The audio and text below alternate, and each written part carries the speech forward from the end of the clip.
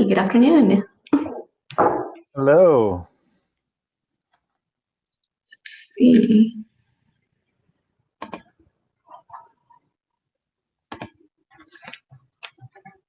Beautiful. I guess everybody's back in.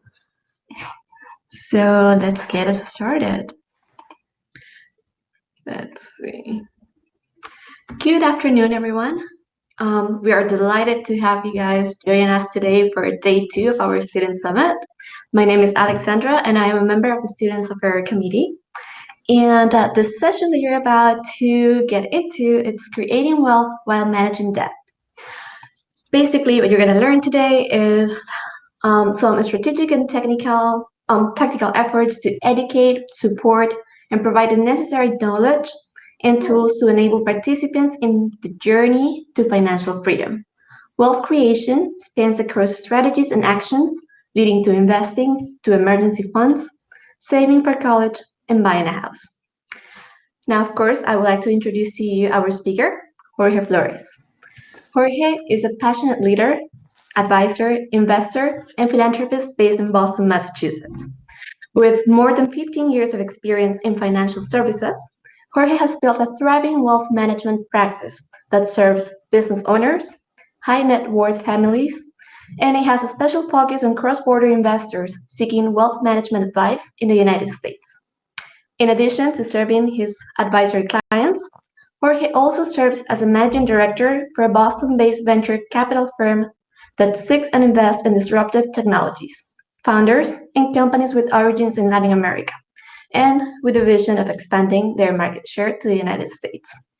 Before I basically give the screen to Jorge, I just want to remind you that if you have any questions, please put them in the chat. Without further ado, Jorge, the screen is yours. Gracias, Alejandra. Good evening, everyone. I want to tip my hat to Jose. What an amazing and very timely, conversation to kind of bring to the front of where we are in life. And as you can see by the gray hairs, I've lived a couple of years, and I can't stress enough how on point all of the guiding the points that he gave you are in point on life.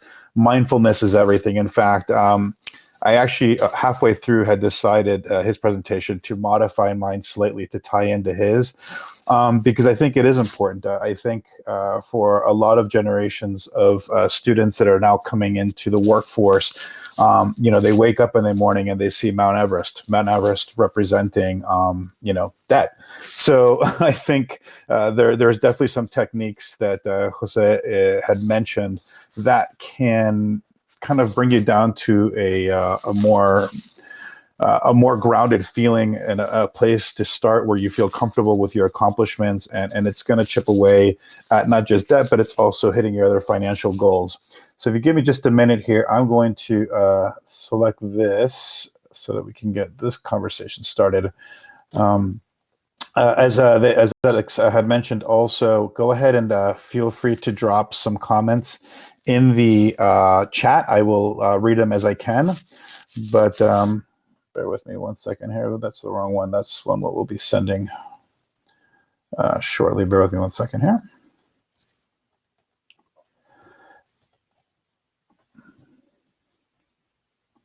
While I have this teed up.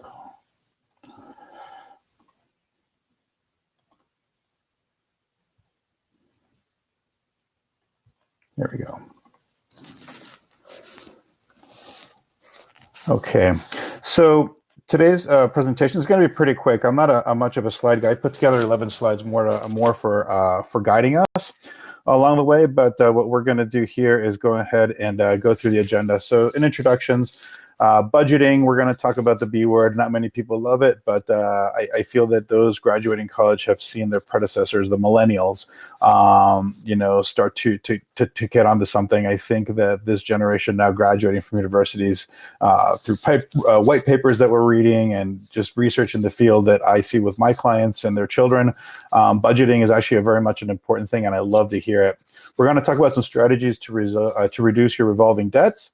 How do we create wealth? And then a discussion if we have some points again. So again, I actually been a member of Alpha since 2017. I was an organization that continues to be near and dear to my heart. I spent many years serving with Carlos through the coaching and mentoring program, and then eventually running a couple of verticals that we're very passionate to see keeping to grow. I am in the process of getting my CFP, which is a designation that less than 15% of my industry actually holds. So it's a doozy in terms of the studying, but nevertheless, it gives me that extra layer of knowledge that I'm able to assist all levels of clientele. And again, I've been in finance for over 15 years. I've most of the presentation today is actually based off a lot of personal experiences. So budgeting is the biggest thing, and there's no exact way to do it. If you saw my first budgeting sheet that came up on the screen prior to this presentation, that's something that I'm going to share with Carlos to distribute to everyone.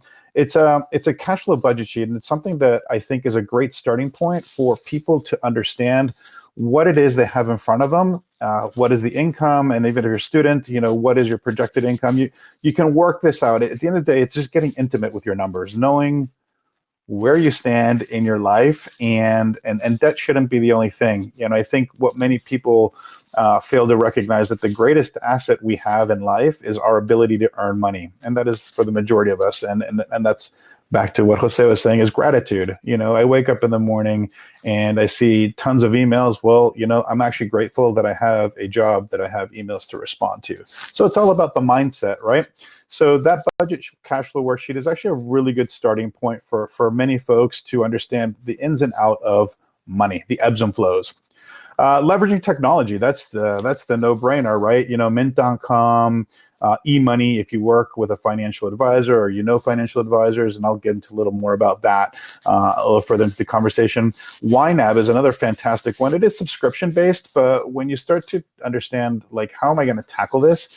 Each one of these platforms gives you a little bit of insight. They don't have, their goods and their bads, right? I wish I had this, but it doesn't have that.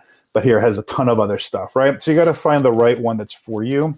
And here again, to that mindset is be kind to yourself. Don't beat yourself up. We're all human.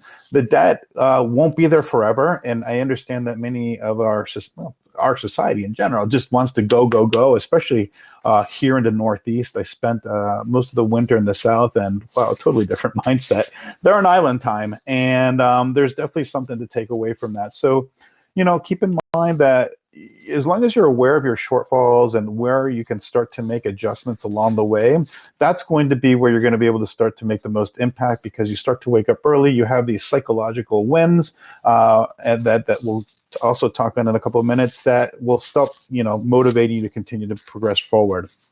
Part of the budgeting that many people leave out is look at yourself as an expense, as an item. Pay yourself first. You're the one doing all the work. So you should be the one at least rewarding yourself. You got to figure out a number within your cash flow of how much you can pay yourself, but you got to pay yourself first. Sometimes that's $25. Sometimes, $100. You got to understand where your goals are, your financial goals are, and then you have to prioritize them. Age matters. Start early. We're going to go into an example here that really falls into the whole concept of time value of money. And it sounds like a very fancy finance word, but the reality, it's just the concept of the earlier you start, the faster you're going to get to the promised land. And actually, and I'll tell you what a career coach actually once told me too, is that promised land can only exist if you actually put a timeline and an actual number in place. Because, if I reach this number, then it's never going to be enough. So you need to have a very clear vision, or at least formulation of what it is you want your money to do for you, and set a very clear goal and a very clear intention. That way you at least know which way to point the ship. All right. And budgeting is actually an important piece of early discipline and your financial life, right? It's because at the end of the day, it's life, and it's not a matter of if life happens, but when life happens, when you just finish paying this off and you can finally breathe, something that's going to require capital intensive attention is going to happen. And you just need to understand how you're going to adapt. So the earlier you start putting a budget into play, the faster you'll know how to recover in future instances for when life happens. as many of you are very young on this call, I think that's awesome. You have an amazing opportunity. An amazing opportunity. Many people try to figure out how much should I be saving. Well, I think if you could do 20% is a high number, and it's a challenging number, and it should sting a little bit. But the earlier you start saving at 20%, it's a lot easier to have a conversation with yourself to say, all right, I had this goal. I really was living alone or living at home and keeping most of my paycheck. But then life starts to happen. You meet your significant other, then you do partner trips, and then you do the next step, marriage, hopefully creating a family, buying a house, et cetera, et cetera. So that's life happening. So as life happens, you're able to reduce the amount of savings at a later date from, call it 20% to 15%. And that's not a bad thing. That's just life happening. Or 15 to 10%, which is like, okay, that's good, but at least you have a nice cushion because you're still in the discipline of saving 10% of your income. And that doesn't matter if it's gross or net. You can, again, these are high level, high concept. I personally like to do, the gross income, the before tax. But you can slice and dice it however you want. At the end of the day, you want to try to be as close to 20%, because what you don't want to happen, and I see this in my generation happen, you have no idea, life happening on and on and on, it just doesn't stop, is, I only contribute to my savings account 5% of my income, and then, I had an emergency, so I completely shut it off. I'm like, oh, no. And that's what I mean by trying to start with a bigger number early on in life and disciplining early, so that when that things do happen and those lemons are thrown at you, you still are able to make some pretty delicious lemonade. Okay. Let me see here. The next one, I'm going to check the chat real quick and see if there's any comments along the way here. Oh, yeah, B word. Come on, Ruben. All right, gotcha. So here's some suggested guidelines for budgeting cash flows, right? You'll notice the first line is 10% savings. That's your absolute minimum baseline. I don't want to see anyone in this call really starting off in life saving anything less. It doesn't matter if it's into your company 401k. I don't care if it's under the mattress. I don't care if it's in your savings account. Just save 10% of what you make. Again, this is getting that discipline started early. You'll notice that there's a dash here. My original slides had 28%, and according to the CFP board, 28% is kind of the high-end threshold of the representative percentage of your income to your housing. Obviously, we live in the Northeast. Things are not cheap here, so I say you could probably push that to 32, but 32% of your income at the absolute max should help you to at least kind of live a little. Well, you live a little more stretched on that end, but I wouldn't push that threshold anymore. And then here you have these other suggested guidelines of your food budgets, and this is on a monthly basis. I think at the end of the day, as humans, we all want to be able to do good. So figure charity is something that you could add down the road. In fact, you would probably take this 10% and add it more to your savings, at least till you really started building in that buffer for your future. All right, so here's the concept that I was talking to you a little bit about earlier, is just starting early, the time value of money. So for those of you not familiar with the concept, is the notion that the sooner you invest, you have the ability to have compound interest built upon itself, right? So I have an example here, excuse me, of Billy, Susan, and Kim, and they have different. They're all investing $5,500 every year, right? However, notice the age differences. Billy starts at a very young age, between the ages of 15 and 20, and he doesn't invest another dime, for a total amount of $27,500. Susan starts a little bit later, but she actually goes for 7 years investing that same $5,500. So that comes out to about $44,000. And then you have poor Kim, who started much later in life, and for the next 35 years, she saved the same $5,500 for a total amount of just shy of $200,000. Now, the trick question is, who has the biggest account at the age of 55? And since this is not an interactive, or I can't hear your guesses, in fact, why don't you put them in the chat real quick? Who would your guess be? Who has the biggest account by the time they hit age 65? I'd be curious to see what the audience thinks. And I'll give this about 30 seconds. Hopefully, I don't have to call out anyone here. Here you go. Okay, Billy. Okay. Oh, great.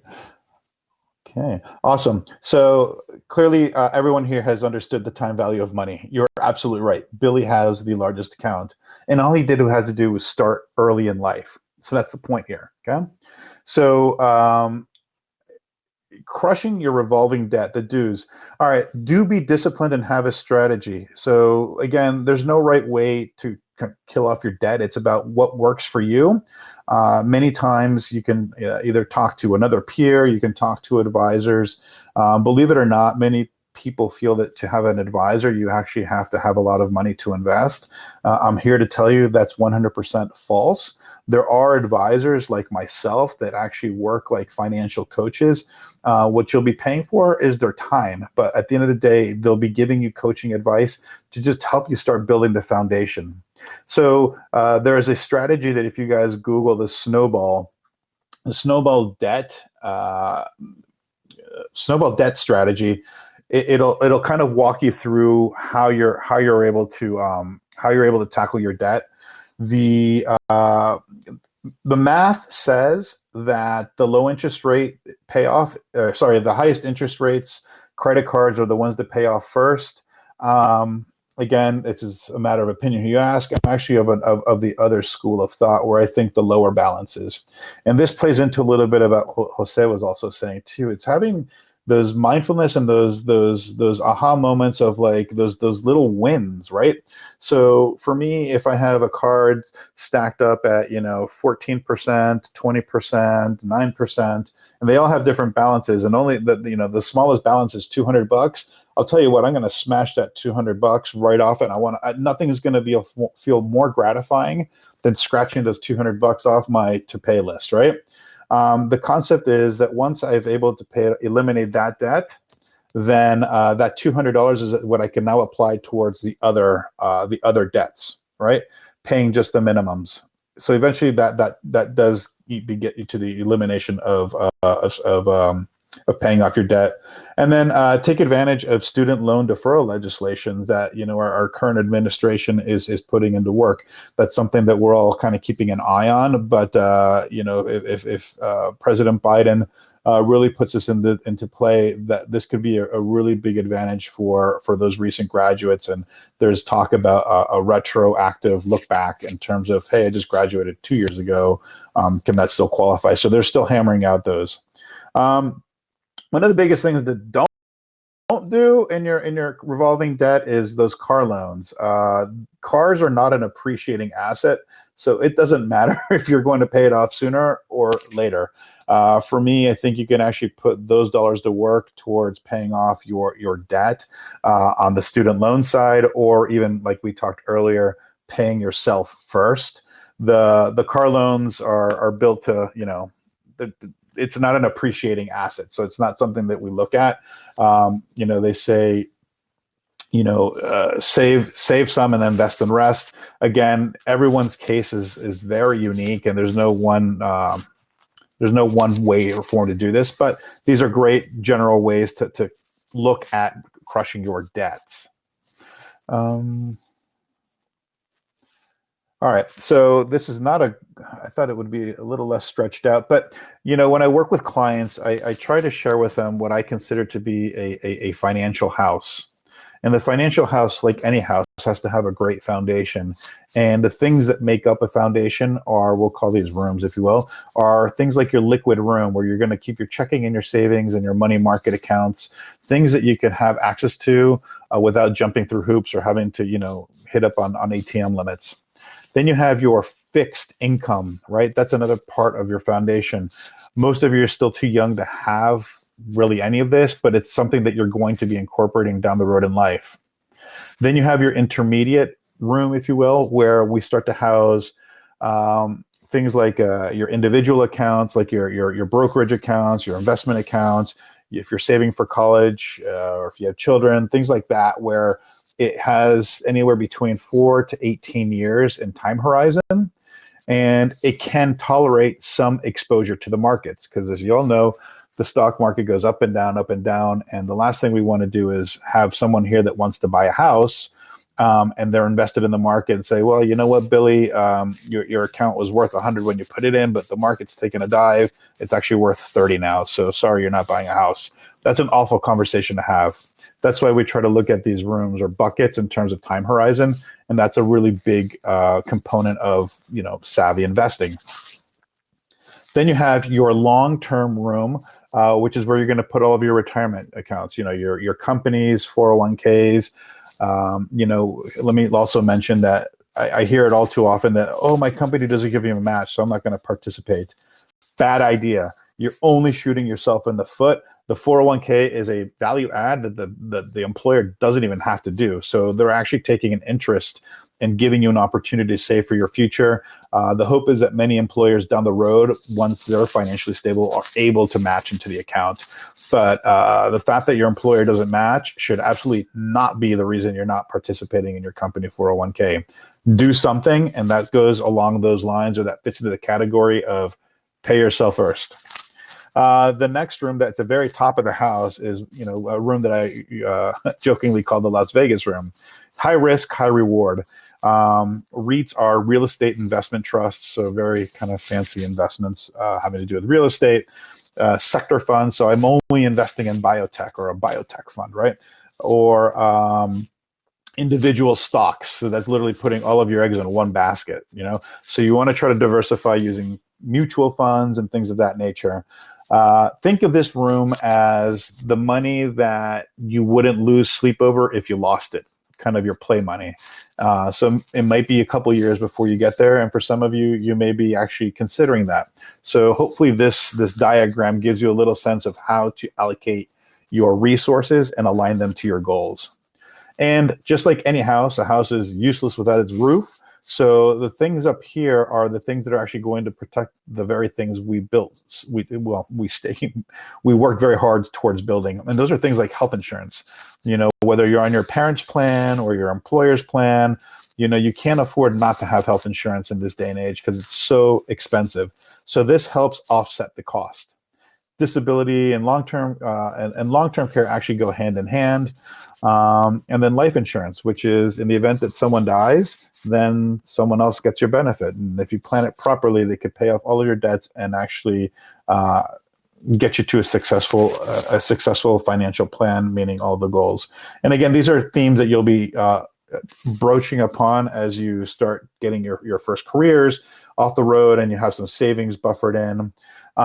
Tax planning and estate planning, again, these are things that maybe in your mid-20s to early 30s we'll probably start to consider. Probably not so much the estate planning side, but for sure the tax planning. By the way, 401k counts as tax planning. Okay. So creating wealth. So this is it's a basic formula, and it does take hard work and it takes discipline. That's why I was saying save, pay yourself first. Put yourself in the right mindset, put yourself in the right, meditate. I do it every morning. It was my aha moment when I discovered it for myself 4 years ago. And it's something that I stick to just because it's the time that you have in the day that's just for you. The earlier in the morning works for me, but different people, it works differently for different folks. Pay off your debt as fast as possible. Diversify your assets. So we talked a little bit about paying yourself first, savings. The 3 to 6 months is the suggested amount of a 911 fund, a new emergency fund. It's a very, very important part of the financial house. Now, an emergency fund is based on your critical expenses, not your monthly burn rate. Not for those of you in the Northeast, not your nights out to the burn or the local bars and stuff. That does not count as a critical expense. Critical expenses are your rent, if you have any, your food, your shelter, your medications. And I would argue in this day and age, your cell phone is a pretty much a critical need because you need to be tapped into the world and to be able to pick up the email on your phone and see like, hey, I got the job offer I was waiting for. So diversifying your assets. 3 to 6 months as your emergency fund. First home purchase, that goes right into the bucket up here in the intermediate room where we're going to give it a little exposure to the markets to give it a little oomph in the savings. But understand that any financial plan or any successful financial plan for that matter is only as good as the inputs that you put into it. So none of these rooms, or there's any investment, there's no investment sexy enough on the face of this planet that's going to take you to the promised land other than the hard work that you're going to put into saving yourself. Leveraging your company 401k, again, a huge opportunity. As I mentioned, some tax planning as you envision yourself making more money down the road. Then the 401k comes into play as terms of how you're able to lower your taxable income. So definitely something that should be on your radar early on. Roth IRA or pre-tax, that's a little more advanced, but again, seek financial advice. There's some great resources. I know Reddit has a lot of stuff. I'm not a big fan of that kind of open source because there are jacks of all trades, but master of none. Seek some financial professional advice. Sometimes their parents are if you've seen that parents are fiscally responsible, I think they're a great resource. There's advisors like me that are happy to work with people starting out in life that can help you figure out these trivial questions, but work with a professional. And then a quote I heard a long time ago through an industry professional, which he's a big on the giving. It's save like no one else, so later in life you can live and give like no one else. Remember, we talked about that charity piece of the 10%, and I think ultimately we want to be able to cover our own expenses and take care of our families as we grow them, but then accumulate so much wealth that we're able to give it away to causes that we're very passionate about.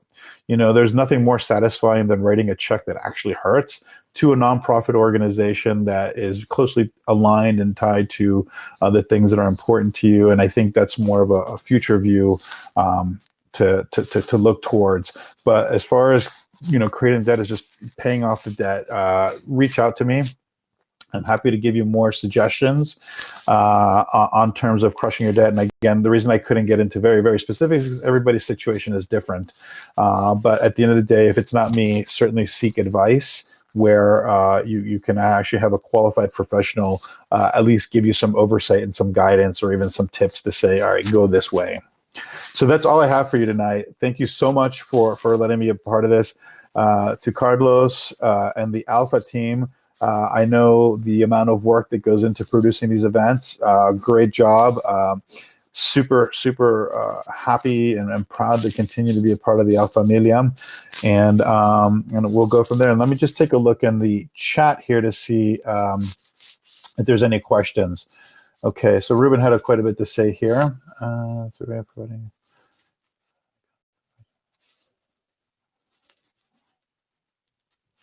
Okay, how do I negotiate my baseline and negotiate? Yeah, so great question. So Ruben's asking about negotiating his baseline salary or his baseline and budgeting. So I'm not sure I really understand. We spend so much money on law and enforcement and criminal justice, but not a community-based socioeconomic development. We spend so much. So true. So you're absolutely right. Our society does so much to keep up with the Joneses. For me, the Joneses are a fictional character that you'll never catch. It's you gotta find yourself and center yourself and ground yourself in the values that like most good Latino families have raised us with, and stick to them. You're only in competition with the goals that you set for yourself. And there's absolutely no reason that we as a Latino population can't thrive and get to the point where we have excess in our finances that we can continue to help lift ourselves up.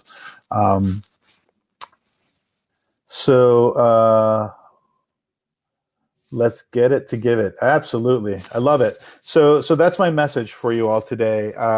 Thank you all for being a great audience. Thank you all for having me. Thank you for listening, for taking time out of your day for a very timely and a very important part of growing up. And as we call it, adulting, right? If I can be of any service or resource, by all means, let me know.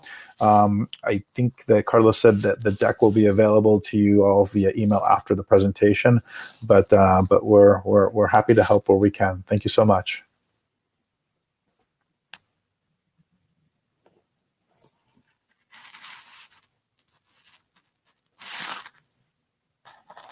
Thank you, Liliana. It was my pleasure. I hope we can connect offline. Find me on LinkedIn as well.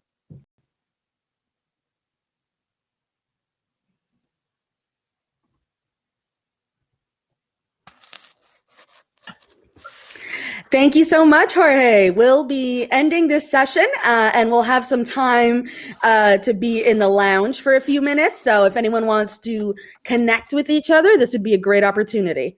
See you all in a bit. Thank you, Laura.